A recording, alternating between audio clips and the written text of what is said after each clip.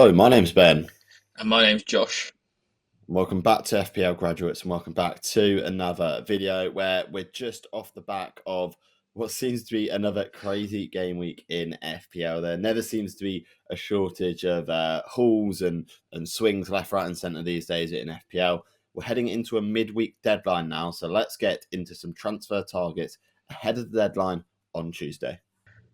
Okay, then, yes. So to get started, we're going to talk about a defender on our list at the moment. Obviously, it's a Tuesday deadline, so we're going to try and keep this as sharp and sweet as possible. And obviously, team reveals will be released the day after this video, looking ahead into game week 27.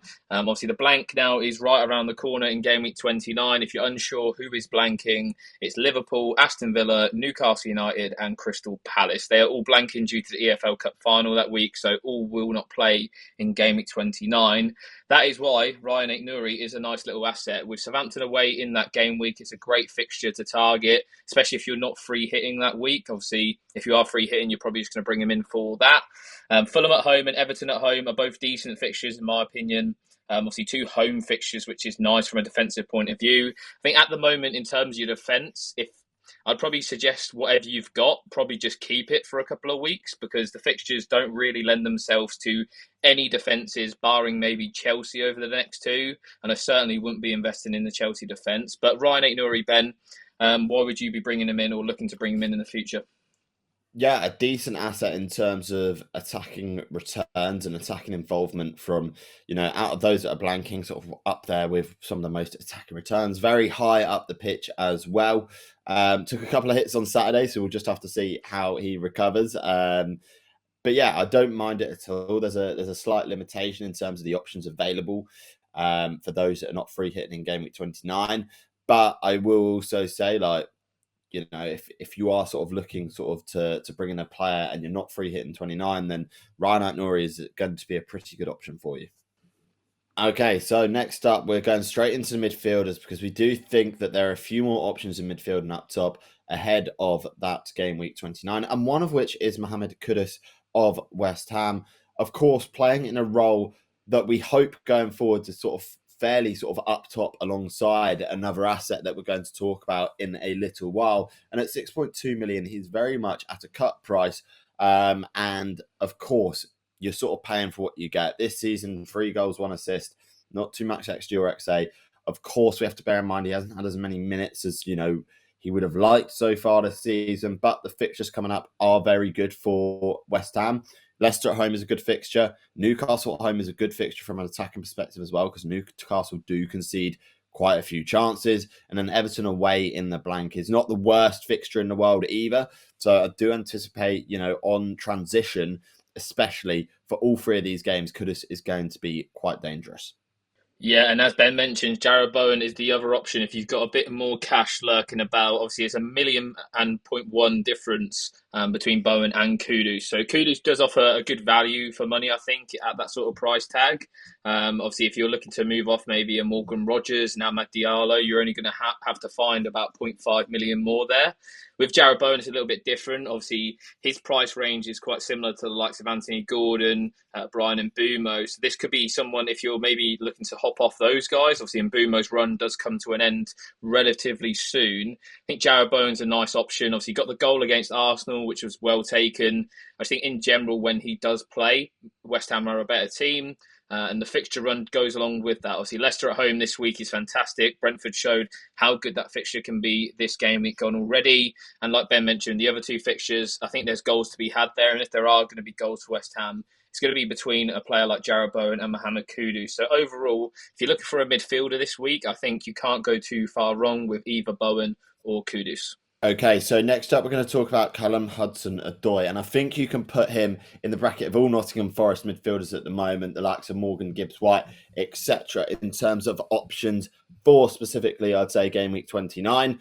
Of course, I'd say from an attacking perspective, Arsenal at home, Manchester City at home are not the worst fixtures in the world, and you could probably get away with playing some of your Forest assets in these 2 fixtures ahead of the very good blank game week fixture away at Ipswich. I think at the moment, with the sort of sheer numbers that own Chris Wood, some are going to want to differentiate, and putting in a midfielder is going to be very good.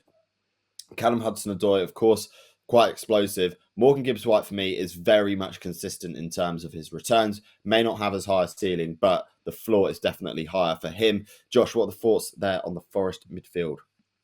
Yeah, it's an interesting one. Obviously, Hudson-Odoi's on screen, but you could go between him, Alanga, or Morgan Gibbs-White. Obviously, Alanga and Hudson-Odoi are a lot cheaper than the others, hence why he's on this list.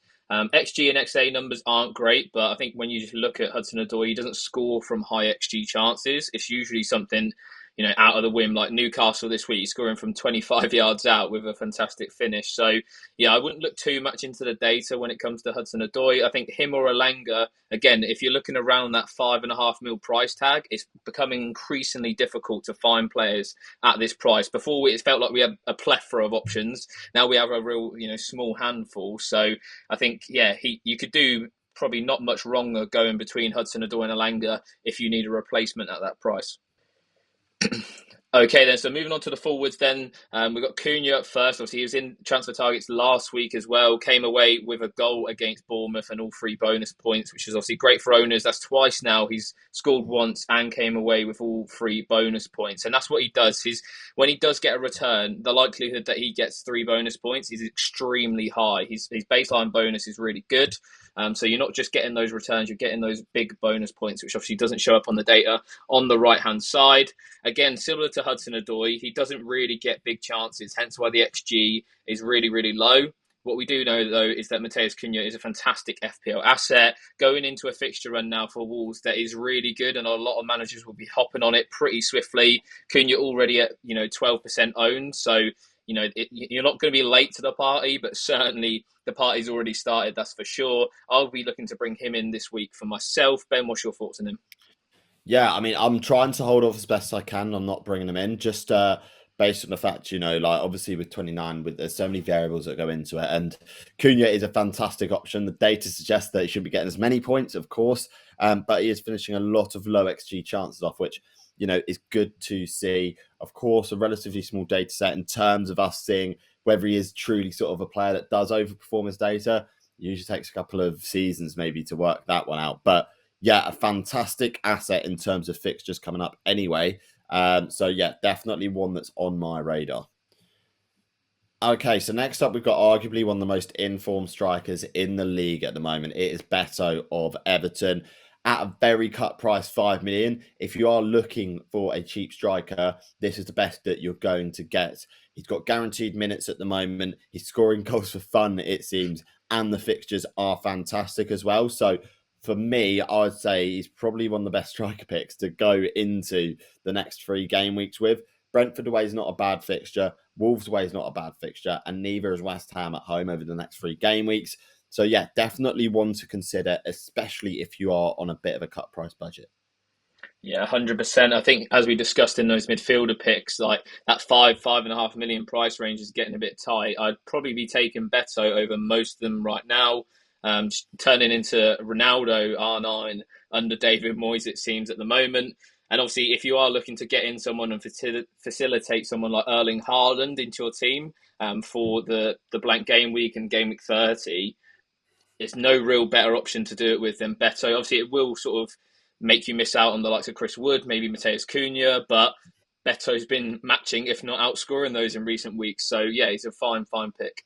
Okay, then. So as just mentioned, Erling Haaland is up next. Obviously, he missed out of the squad entirely for Manchester City against Liverpool. So the turnaround for this Tottenham game is probably not looking very likely, shall we say. Obviously, just stay tuned to sort of social media on that one. But Erling Haaland, obviously, a lot of managers are going to be looking to bring him in for the blank game week in game week 29. Arguably the best captaincy option, or one of the best at the very least, in that week against Brighton. Obviously, as well, in game week 30, City face Leicester as well. So there is reason to be looking at him again. Obviously, it's that massive price tag of 14.7 million. You could argue that, FPL has proven that you didn't really need him so far this season. What's your thoughts on him, Ben? Those 40 big chance involvements are crazy. Yeah, the big chance involvement is mental. And I think as we get a clearer update on the injury situation with Erling Haaland, it'll make the decision a little bit easier. But of course, I think you can get away with it with not going with him. And I don't think you should be ripping up your teams to bring him in either. I think if FPL managers have a lot of spare cash floating around, they can potentially look at that. But for a lot of managers' cases, this would be at the expense of selling Salah, which I just don't think is going to be worth it, especially if you've got a lot of value tied up in him. Okay, so next up, we're going to talk about Omar Marmoush of Manchester City. At 7.1 million, I'm definitely favouring him as an asset and a pick more than Erling Haaland for myself. Literally half the price, which is fantastic. And he's started relatively well. Of course, the data set is really small with Marmoush, but a lot of positives to take. He got that goal disallowed against Liverpool and has scored sort of 3 goals already for Manchester City, albeit not from a high amount of XG and not from too many big chance involvements. Of course, the next two, from City's perspective, relatively difficult, but like we said, 29 30 are the ones that you're looking to target for Manchester City assets. I think if you're looking for a certain degree of coverage in Manchester City over that blank game week, Marmoush is probably going to be the best asset to go for at that point. Yeah, I think he's an interesting asset. Obviously, at half the price of Haaland, you've definitely got to take a look at him. Obviously, the data, even in a small sample set, isn't the best considering he's got a hat trick already at 0.88 xG. You'd expect it to be maybe slightly higher than that.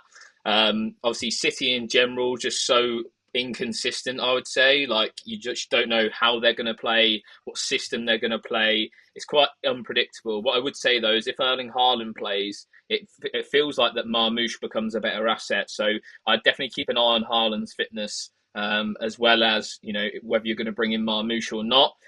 For me, I'd probably just wait and see. I think there are 3 better forwards than him personally, but like Ben mentions, if you want some City coverage, you want a nice new shiny toy that's just joined the Premier League, then Marmoush is the man.